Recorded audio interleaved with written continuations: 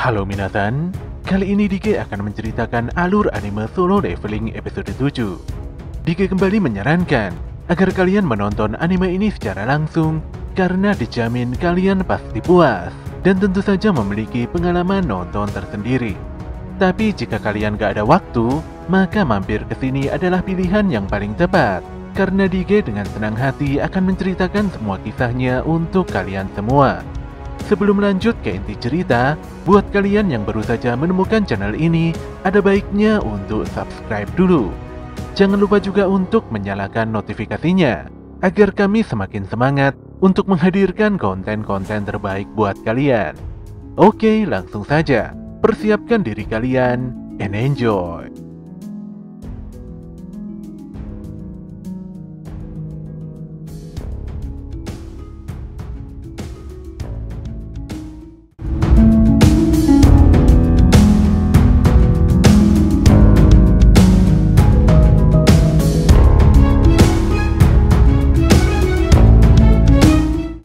Pada kantor pusat Asosiasi Hunter, seorang pegawai mendatangi Wo Jinchul untuk melaporkan kasus raid dungeon peringkat C yang telah menewaskan 6 orang hunter. 2 orang hunter yang berhasil selamat dari insiden itu adalah hunter peringkat D dan E. Awalnya Jinchul tidak ambil pusing karena mungkin kedua hunter tersebut kabur, dan kasus semacam itu sudah sering terjadi.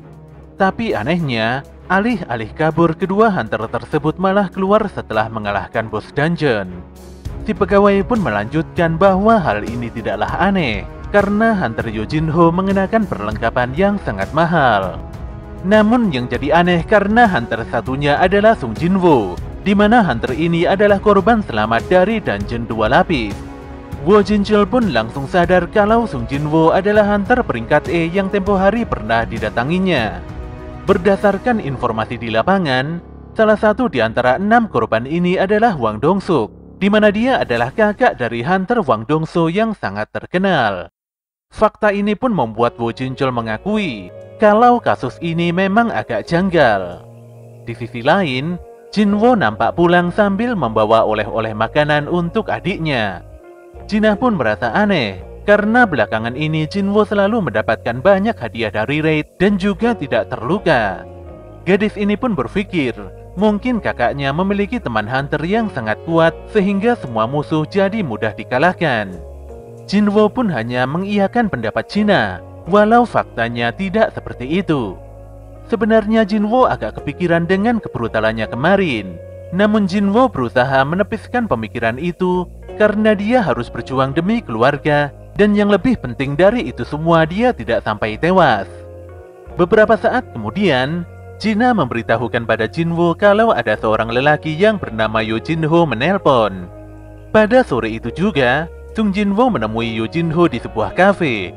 Jinho pun meminta maaf karena tiba-tiba memanggil Jinwo. Pemuda ini mengungkapkan rasa bahagianya karena Sung Jinwo pernah menyelamatkan nyawanya. Jinwo sendiri tidak masalah dengan hal itu. Apalagi Jinho sudah membagikan batu sihir secara adil dan tutup mulut atas kejadian buruk sebelumnya. Saat Jinho menanyakan ada keperluan apa hingga memanggilnya, Jinho lantas menyampaikan kalau dirinya ingin membentuk unit penyerang. Tapi Jinho langsung menolaknya sebelum Jinho selesai berbicara. Disinilah Jinho mengungkapkan kalau dia memerlukan bantuan Jinho untuk menjalankan quest 19 kali saja. Jinho pun sadar kalau Jinho berniat menjadi seorang guild master. Untuk menjadi guild master, Jinho harus menyelesaikan raid setidaknya lebih dari 20 kali. Jinho sangat optimis bisa menyelesaikan ujian tulis dengan mudah. Apalagi dia selalu belajar demi menjadi pewaris perusahaan orang tuanya, yaitu perusahaan konstruksi Yojin. Sebenarnya ayah Jinho ingin membangun sebuah guild. Pada dasarnya dungeon memang sangat berbahaya, tapi tidak bisa dipungkiri kalau di sana banyak sekali harta karun. Batu sihir dan kristal mana hanyalah sebagian kecilnya saja. Bahkan bangkai monster peringkat tertentu sering dimanfaatkan menjadi bahan berbagai hal. Intinya, Jinho ingin membangun jaringan hunter sendiri dan menyelesaikan dungeon untuk meraup keuntungan. Ayah Jinho menginginkan hunter peringkat S menjadi guild master dan kakaknya menjadi wakil. Dengan demikian, guildnya bisa berjalan layaknya sebuah perusahaan. Namun mendapatkan hunter peringkat S tidaklah mudah, karena di negara ini hanya ada 7 orang saja. Terlebih lagi Min Byung-ju yang merupakan satu-satunya hunter peringkat S dan tidak tergabung ke dalam guild manapun sudah menyatakan pensiun. Untuk itulah Jinho mengajak Jinwoo untuk menyelesaikan raid sambil menyembunyikan kemampuan. Dia sangat yakin kalau Sung Jinwoo memiliki kekuatan di atas rata-rata. Jinho pun mengeluarkan sebuah dokumen bangunan yang rencananya bangunan tersebut akan dijadikan kantor guildnya. Setidaknya untuk saat ini harga bangunan tersebut kurang lebih 30 triliun. Jinho melanjutkan, nilai itu adalah imbalan untuk Jinwoo jika Jinwoo mau bergabung ke dalam raid. Dengan nilai fantastis itu, normalnya Jinwoo langsung setuju. Tapi beda ceritanya jika hanya dirinya saja yang level up. Jika terus bertambah kuat, suatu hari nanti Jinwoo pasti bisa menjadi peringkat S atau mungkin lebih dari itu. Namun sebelum mengetahui efek level up pada dirinya, Jinwoo merasa kalau bekerja sama dengan orang lain itu terlalu beresiko. Dia pun meminta maaf dan mengembalikan dokumen Jinho begitu saja.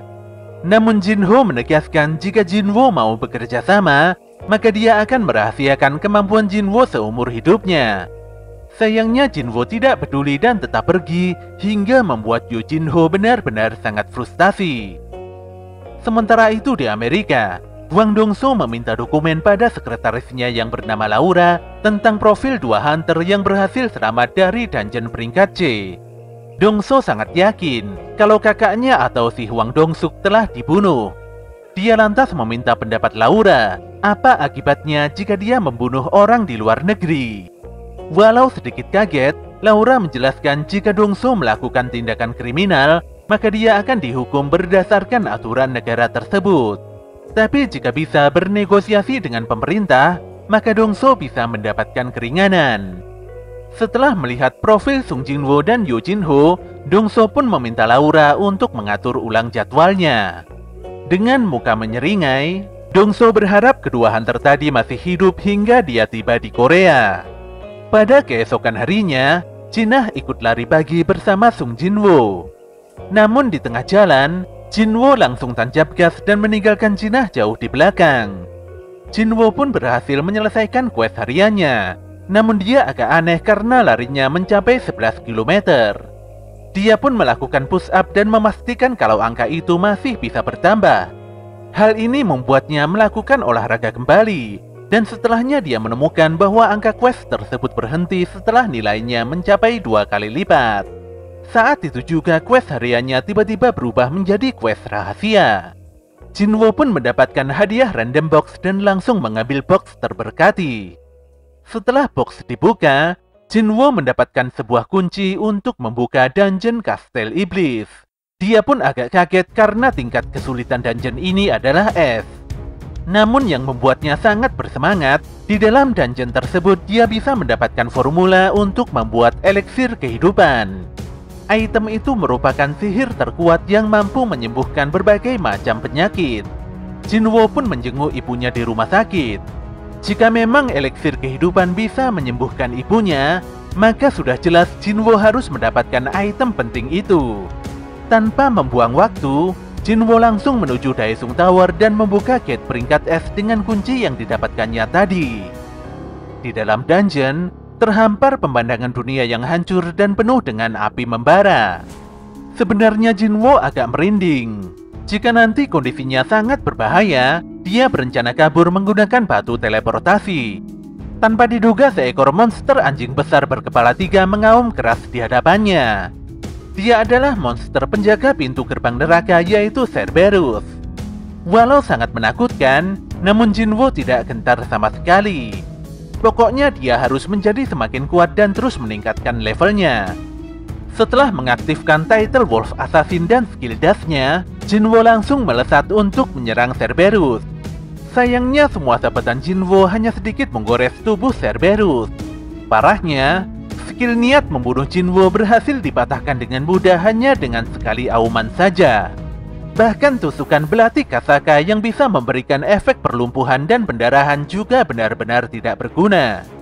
Jinwo pun memekik kesakitan ketika Cerberus menggigit dan memakan tangan kirinya. HP-nya menurun drastis, dan sistem selalu mengingatkannya tentang kondisi yang sangat berbahaya ini. Selain itu, sistem juga memberitahukan kalau si Cerberus sedang menggunakan skill mengamuk di mana seluruh statusnya meningkat hingga 2 kali lipat. Jinwo pun tidak bisa menghindari serangan Cerberus yang sangat amat cepat. Oleh karena itulah dia langsung menggunakan recovery penuhnya dan menusukkan belatinya tepat di mata monster itu. Walau belatinya bisa menembus mata Cerberus, namun Jinwo tidak bisa berbuat banyak karena monster ini seakan tidak merasakan serangan tersebut. Ketika HP Jinwo menurun hingga 30%, sistem secara otomatis mengaktifkan willpower yang membuat damage-nya berkurang hingga minus 50%. Dia pun mengecoh Cerberus dan menggunakan kesempatan yang ada untuk bersembunyi. Hingga saat ini, sistem terus memberikan peringatan agar Sung Jinwo tidak mati. Setidaknya, Jinwo harus bisa bertahan dari amukan Cerberus selama 3 menit. Namun hal tersebut sangatlah sulit. Ditambah lagi dia harus kehilangan batu teleportasi ketika Cerberus kembali menyerangnya. Jinwo pun tidak ada pilihan lain selain kabur dan bersembunyi lagi. Tapi dia tiba-tiba teringat kalau di sistem toko menjual item yang salah satunya adalah potion penyembuhan. Dia pun membeli dan menggunakan potion tersebut walau HP-nya hanya bertambah sedikit saja. Dia juga meminum kelenjar berbisa Kasaka yang membuat damage-nya berkurang sebanyak minus 20%. Namun si Cerberus telah mengedus posisi Jinwo dan kembali menyerang. Lagi-lagi Sung Jinwo menerima serangan fatal. Sedetik kemudian, sistem memberikan notifikasi kalau efek skill mengamuk Cerberus telah habis. Saat itu juga Cerberus menjerit kesakitan karena efek serangan belati Sung Jinwo sebelumnya baru dirasakannya. Jinwo pun memanfaatkan momen tersebut untuk menyerang Cerberus. Berbagai tebasan dan tusukan dilancarkannya dengan sangat cepat. Namun Cerberus tidak tinggal diam. Monster ini lantas menyerang Sung Jinwo hingga terhempas ke udara serta menggigitnya. Hal ini pun membuat HP Jinwo sangat menipis dan dia benar-benar tidak berdaya. Tapi dia tidak mau menyerah dan mati konyol di tempat ini. Dia pun menusukkan belati kasakannya berulang kali ke mata Cerberus dengan sangat brutal. Walau Cerberus berusaha melepaskan dan menabrakkan Jinwo ke puing bangunan, namun semua itu tidak ada gunanya. Alhasil, pada akhirnya monster besar ini pun tewas di tempat. Darahnya semburat bak air hujan yang bisa memadamkan api membara di area pertempuran. Dengan dikalahkannya Cerberus, semua luka Jinwo langsung sembuh seketika dan dia juga level up hingga 5 kali. Dia lantas mendapatkan kunci pintu kastel iblis dan beberapa item penting lainnya. Selain itu, dia juga mendapatkan formula untuk meramu eliksir kehidupan. Nampaknya diperlukan 3 item penting untuk meramu eliksir kehidupan. Tentu saja semua item tersebut harus didapatkannya di dalam kastel iblis. Saat ini Sung Jinwo tidak mungkin memasuki kastel iblis. Jika memaksakan diri, dia pasti akan mati. Namun yang pasti, dia akan kembali dan menaklukkan dungeon mengerikan ini dalam waktu dekat.